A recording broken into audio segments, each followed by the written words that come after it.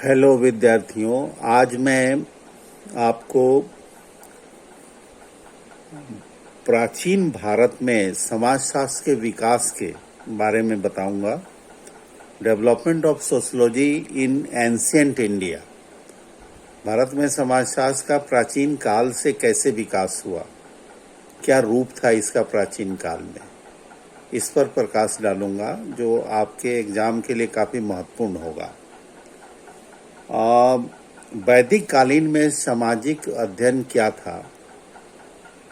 भारत में यद्यपि इन अध्ययनों का कोई क्रमबद्ध विवरण प्राप्त नहीं है, अतः प्रमुख भारतीय ग्रंथ वैदिक कालीन, उपनिषद कालीन, स्मृति कालीन समाजों के प्रमुख ग्रंथों के सामाजिक अध्ययन की संक्षिप्त विवेचना करना उचित होगा।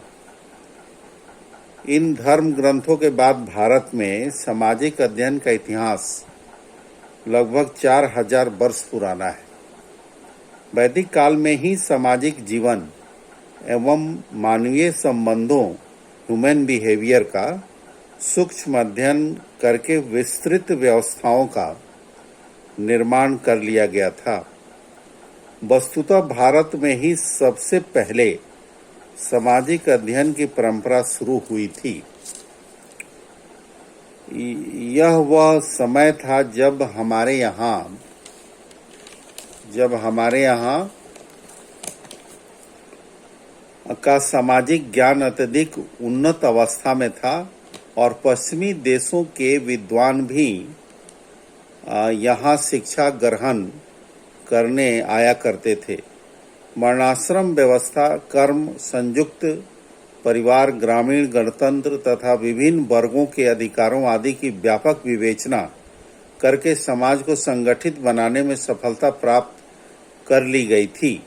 यदि हम समाजशास्त्र को सामाजिक संरचना और मानवीय संबंधों का अध्ययन स्वीकार करते हैं तो यह स्वीकार करना पड़ेगा कि भारत में समाजशास्त्र का अध्ययन बहुत प्राचीन काल से हो रहा है।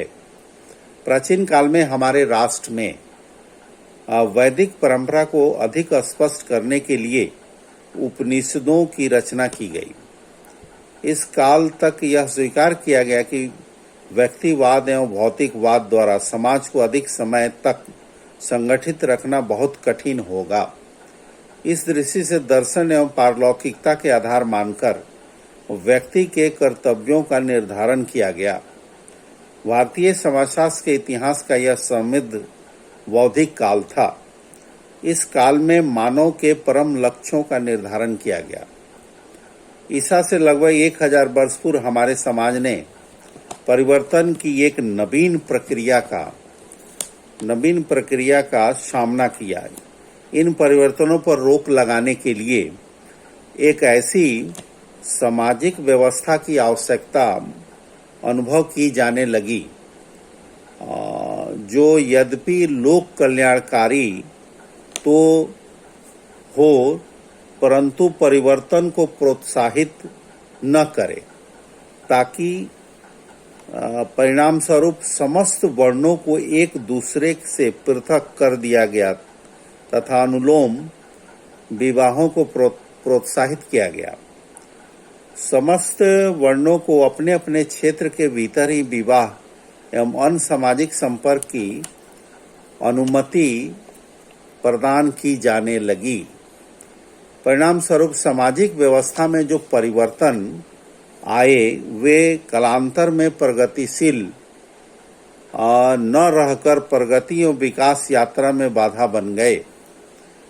मौर्य युग में सामाजिक व्यवस्था, social studies in Maurya age. मौर्य युग के प्रसिद्ध अर्थशास्त्री कौटिल्य ने भी अपनी कृति अर्थशास्त्र में अनेक ऐसे परिवर्तनों का उल्लेख किया है जिसका हमने अपनी सामाजिक व्यवस्था में परिवर्तन लाने के लिए प्रयुक्त किए थे। मौर्य युग के बाद भारत में जिस सामाजिक व्यवस्था का निर्माण किया गया था वह पूरी तरह से बंद क्लोज व्यवस्था थी। इतिहास में उपलब्ध सामग्री और धर्म ग्रंथों के आधार पर इस व्यवस्था के निर्माण को भृगु, पराशर, याज्ञवल्क तथा नारद जैसे प्रसिद्ध स्मृतिकारों का हाथ रहा है, लेकिन मूलतः इसकी स्थापना का श्रेय मनु को जाता है। मनु की कृति, मनु स्मृति एक महान धार्मिक ग्रंथ ही नहीं अपितु वह आधार है जिसने भारतीय समाज के भावी रूप निर्धारण में अत्यंत सहायता प्रदान की। वर्तमान में कुछ विद्वान मनु स्मृति को एक प्रतिक्रियावादी तथा पक्षपात से भरी रचना मानते हैं, लेकिन एक समाजशास्त्री के रूप में हमारा कार्य इस रचना के गुण अवगुण की विवेचना करना नहीं, बल्कि केवल मात्र इस बात का अध्ययन करना है कि इस रचना ने सामाजिक व्यवस्था को कैसा रूप देने का प्रयास किया गया। समाजशास्त्रीय आधार पर मनु स्मृति सामाजिक ज्ञान की एक ऐसी अनुपम कृति है जिसमें व्यक्ति तथा समाज, वर्ण व्यवस्था, जाति व्यवस्था, आश्रम, विवाह, परिवार, संस्कार, राज व्यवस्था तथा धर्म जैसी सामाजिक संस्थाओं की विवेचना की गई है। मनु का मत है कि व्यक्ति अपने अपने आप में पूर्ण नहीं है, अपितु वह उस संपूर्ण सामाजिक व्यवस्था का एक अंग मात्र है जिसका वह सदस्य है। इसी तरह की अवधारणा वर्तमान समाजशास्त्रियों द्वारा प्रस्तुत जैविकीय विचारधारा, ऑर्गेनिकल आइडियोलॉजी के रूप में जानी जाती है। हमारे देश के अनेक ऋषियों मुनियों ने भारतीय सामाजिक संस्थाओं एवं सामाजिक जीवन को की विशद विवेचना प्रस्तुत की है। सामाजिक जीवन का कोई भी अंग ऐसा नहीं है जिसका अध्ययन इन विद्वानों ने न किया हो। क्या इन अध्ययनों को हम समाजशास्त्रीय अध्ययन की संज्ञा दे सकते हैं? इन अध्ययनों को समाजशास्त्रीय अध्ययन मानने में हम निम्नलिखित आपत्तियां, महत्वपूर्ण आपत्तियां बता सकते हैं। ये समस्त अध्ययन कल्पना या धार्मिक आधारों पर किए गए हैं एवं इनके वैज्ञानिकता का पूर्ण अभाव है। अतः इस प्रकार के अध्ययनों को समाजशास्त्रीय मानना त्रुटिपूर्ण होगा। वैदिक काल से लेकर स्मृति काल तक के सामाजिक अध्ययनों का आधार धार्मिक है, न कि सामाजिक। अतः सामाजिक आधार के अभाव में इन अध्ययनों को समाजशास्त्रीय कैसे स्वीकार किया जा सकता है? प्राचीन भारत में उपलब्ध समस्त सामाजिक व्यवस्थाओं में किसी न किसी वर्ग विशेष का प्रभुत्व रहा है। जैसे वर्ण व्यवस्था में ब्राह्मणों का प्रभुत्व रहा है। इन सामाजिक अध्ययनों में प्रभुत्व वर्ग के प्रति झुकाव का पाया जाना स्वाभाविक ही है। अतः इस तरह के पक्षपातपूर्ण अध्ययनों की समाजशास्त्रीय साहित्य स्वीकार कर लेना असंगत होगा। इन सभी अध्ययनों में एक रूपता का अभाव है तथा विभिन्न ग्रंथ परस्पर विरोधी विचार प्रस्तुत करते हैं, जैसे जाति उत्पत्ति के संबंध में विचार।